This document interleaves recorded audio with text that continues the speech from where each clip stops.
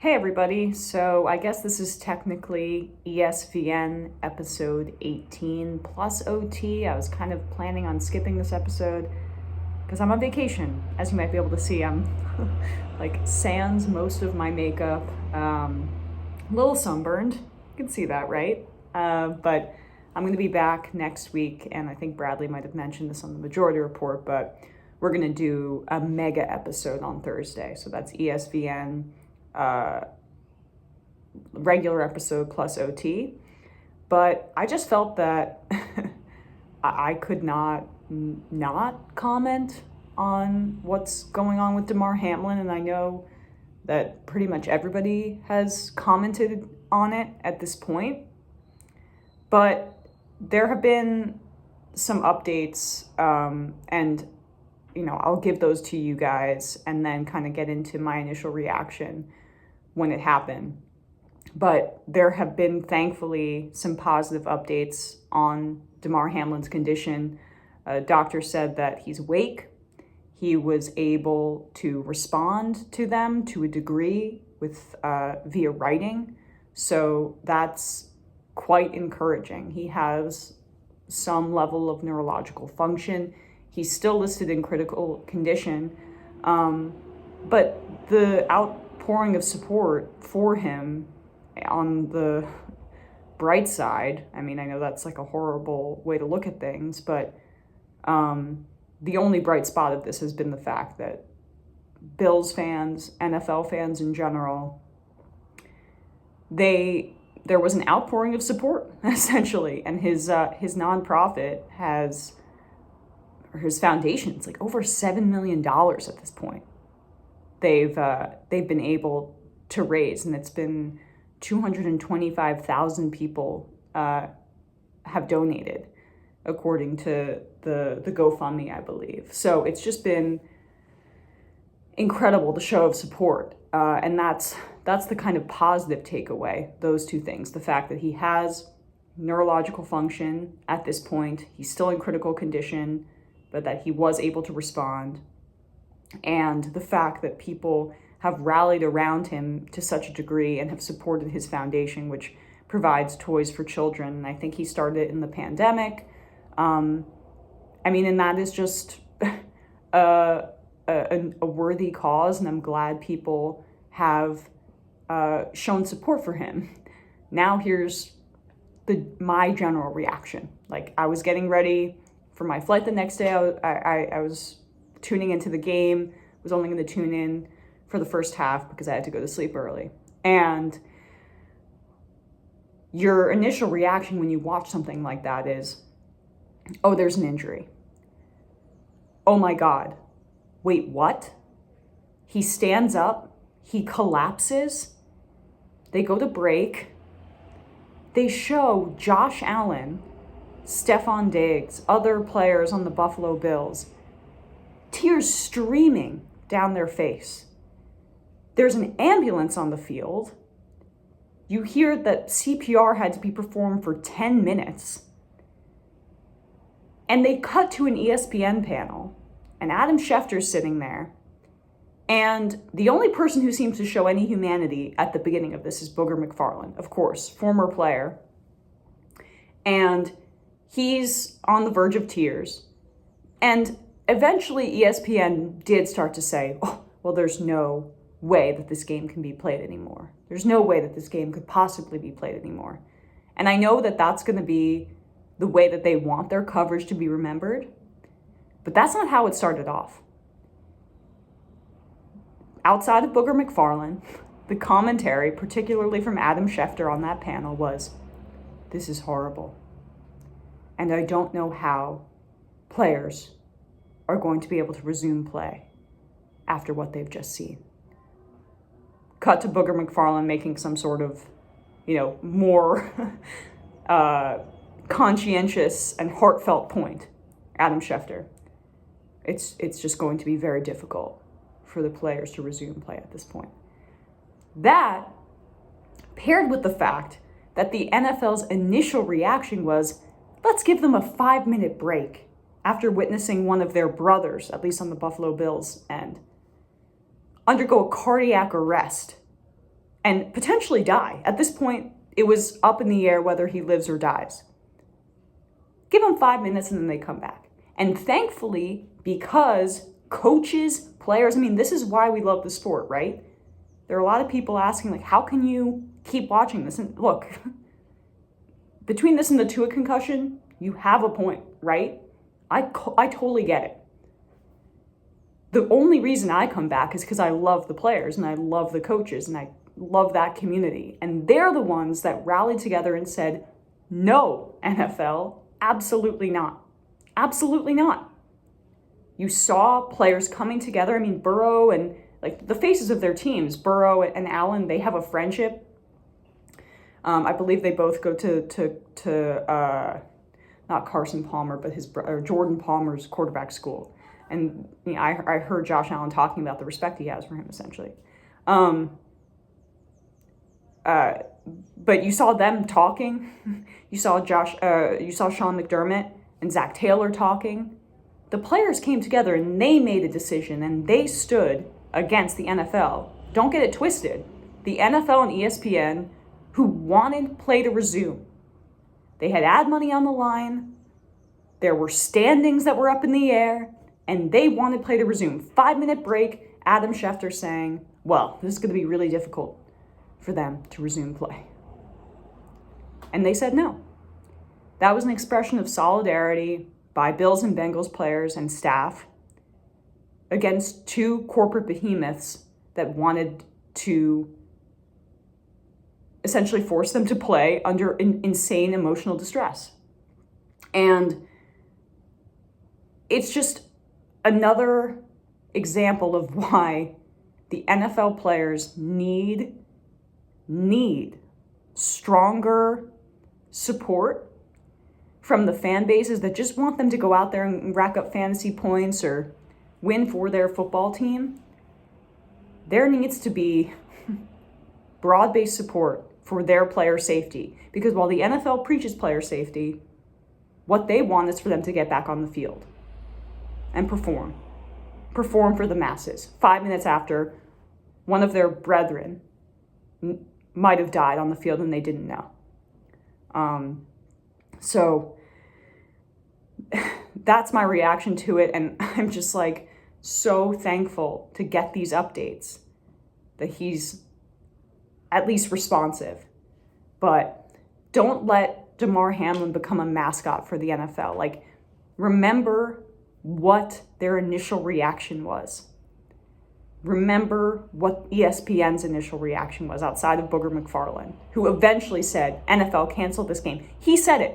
He had the courage to say it. You know, if you think of an NFL media personality, who's the first person you think of? Probably Adam Schefter, right? He has the clout to say something like this. He has the clout to say cancel the game. But no, he just decided it was a good opportunity. Sorry, I'm getting all these notifications. For him to appear somber, but still do the work that was necessary for his bosses. So that's that. So thoughts, healing energy to Damar Hamlin and his family. There's a lot of talk about what's going to happen in terms of the Bills and Bengals and their playoff seeding. I mean, it makes it a lot simpler for the NFL because both of them have locked up their divisions, or at least playoff seeding. I don't have it in front of me, but definitely playoff seeding. And, you know, if Kansas City gets the first seed and what's being discussed is that maybe they'll just play 16 games instead of 17, and then it's going to be determined by winning percentage. Seems totally right to me. Not the end of the world. The Bills have shown that they can go there and win. The Bengals have certainly shown that they can go there and win. So that makes the most sense to me. Now, with that said, it's just like an impossible transition. But we were initially going to post this on Twitter. I already wanted to do this video, so this is mine and Bradley's picks against the spread. And like, since we still don't know how the NFL is going to determine what they're going to do with the Bills-Bengals game. Bradley picked the Bengals to win. It'll probably be a push in the way that we determine it in our competition, but like, again, who really cares at this point? We'll make that determination next week. But here you go. Picks against the spread. We told you we do it every week. Even in a dark, dark week like this is what we've got. So, week 18 is going to be weird. This is the problem with adding an extra week to the NFL season. One, it's a player safety issue, but two, more meaningless games. Yay! Which makes it even harder to determine how things are going to actually shake out. But I'm going with the Jaguars -6.5 versus the Titans at home. Dobbs, hey, good showing. By the way, that shows how little Mike Vrabel believes in Malik Willis right now, which I think is concerning. Maybe showed a bit of a schism between him and the GM who just got fired there in Tennessee. So they're going with their third-string quarterback, and the Jaguars are just rolling. And Trevor Lawrence in particular, he's making the case for, okay, you're a top 10 quarterback right now. And I don't think people are noticing it because it's the Jaguars, and they might, the Jaguars and Titans are in competition for least amount of media attention paid to them in their respective markets. But Trevor Lawrence, 14 touchdowns, 2 interceptions over the past 8 games. -6.5 at home. People kind of sleep on the Jaguars at home, but I think they actually sneak up on a lot of teams at home. I know they might not because this is a game that's going to determine the division, but the Titans, just the vibes around them are terrible. This is kind of a vibes-based pick, and so I'm going to go Jaguars to win by a touchdown at least versus the Titans at home, and then see them in the playoffs. So fun team in the playoffs. I mean, who would you guys rather see in the playoffs right now? The red hot, young but talented Jacksonville Jaguars, or the Titans, who just can't seem to buy a win right now? And the way that they're playing ball, it's just, I still believe in Mike Vrabel, but they need the offseason to improve the energy, just reset around their team. Now, Bradley sent me his picks, and I'm going to read verbatim his email. Bucs +4 at the Falcons. Can you believe it? I'm back on the Bucs. After seeing the revived Tom Brady-Mike Evans connection, and with both wide receiver rooms and O-line, both the wide receiver room and O-line getting somewhat healthier, I'm back on the NFC South champs. I have no idea why the Falcons are so heavily favored, even at home. Nothing this season about their play, especially with Desmond Ridder at the helm, has given me any confidence that they should be getting 4 points against the Bucs down the stretch. Now, I'll respond to that quickly. Maybe Vegas knows something that we don't know in terms of who's going to play, because the Bucs, now that they've locked up the division, have zero incentive to play their starters. My guess is Brady doesn't even play. I don't even know. I'm on vacation mode, but that would be my guess, Bradley. Hey, I hope I'm right, and the Falcons trounce the Buccaneers. Now, I'm going with the Steelers -2.5 versus the Browns, the Steelers at home. The Steelers have won 6 out of their past 8 games. Mike Tomlin has never had a losing season, and here's his opportunity to keep that streak going. I mean, Mike Tomlin is... The Steelers fans that want him gone, I think you're crazy. He is a leader in every sense of the word. And there's a lot of things that have to go right for the Steelers to actually make it to the playoffs, but they're going to do everything in their power to make sure that they set themselves up to get into the playoffs. And so, they still need the Patriots to lose to the Bills. They need the Dolphins to lose to the Jets, but all of this is going to be happening around the same time. And so Tomlin's just going to say, don't scoreboard watch. We need to set ourselves up right. And I think they win by a field goal at least. And by the way, J.J. Watt coming back has really changed the fortunes of the Pittsburgh Steelers. They're 7-2 and have allowed just 17 points per game since when J.J. Watt has played. Did I say J.J. Watt? Again, vacation. T.J. Watt. So when Watt has played this season, the Steelers are 7-2, and they haven't given up, over 17. They've allowed just 17 points per game when he's played. That's incredible. So I'm going with the Steelers minus 2.5 at home versus the Browns. Them doing their best to lock up the playoffs. Now, Bradley has the Chargers plus 2.5 at the Broncos. He says, this line appears to be giving some recency bias towards Denver after playing the Chiefs close post-Hackett sacking, which I get to a degree, but the Chiefs have been playing a lot with their food this season, so I'm not buying it. This team just 2 weeks ago gave up 51 points to Baker Mayfield, Cam Akers, and the Rams, making them look like Steve Young and Barry Sanders, respectively. I still think they stink. Now, the Chargers are firmly in the playoff hunt and race, and with Mike Williams doing some heroic catch point things, I'm taking the Chargers as away dogs here. I hear that, but my guess is they're probably going to sit Justin Herbert, and that's why the line is where it is at. Now, here's the one I feel least confident in, but I'm going with it. All of these are bizarre this week. The Panthers plus 3.5 at the Saints. I'm taking them and I know they've been a bad away team, the Panthers, this year, but neither of these teams have anything to play for. And except I think I'm just going with Steve Wilks over Dennis Allen. I think Wilks has done a way better job with the Panthers, and their run game is legit.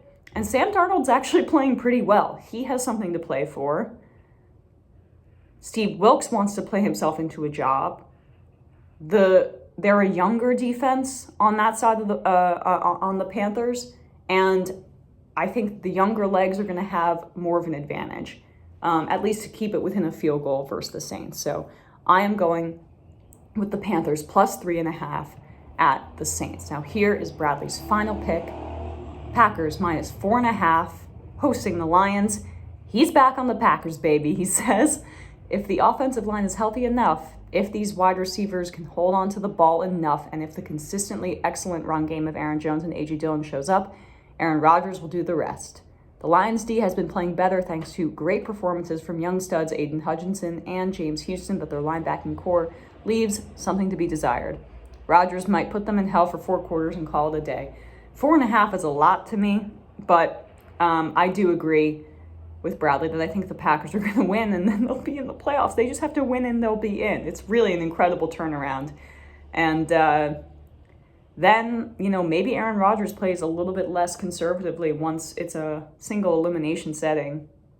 That could be that's like probably the most exciting storyline to come out of the NFC 7 seed, although I'm still sort of rooting for the Lions just because it's fun. But maybe if they miss the playoffs, the Lions will decide that they're not going to fool themselves into thinking Jared Goff is their future, which I hope they don't. And they actually use these 2 picks in this upcoming draft to take a young stud quarterback because the team is set up. They still need help on defense, but Jared Goff is not the answer no matter how well he's played this year, in my opinion. So for Bradley, that's Bucs plus 4, Chargers plus 2.5, Packers minus 4.5, and for me, Panthers plus 3.5, Steelers minus 2.5, and the Jaguars, I believe they're playing on Saturday, minus 6.5 versus the Titans at home.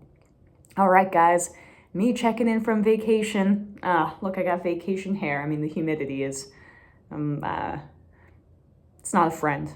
It's not a friend to my hair. I'll just say that. We will see you back on Thursday for ESVN Mega, a super episode where we'll give our picks and all that good stuff, and then we're back on our normal schedule. All right, we will see you very soon. Bye-bye.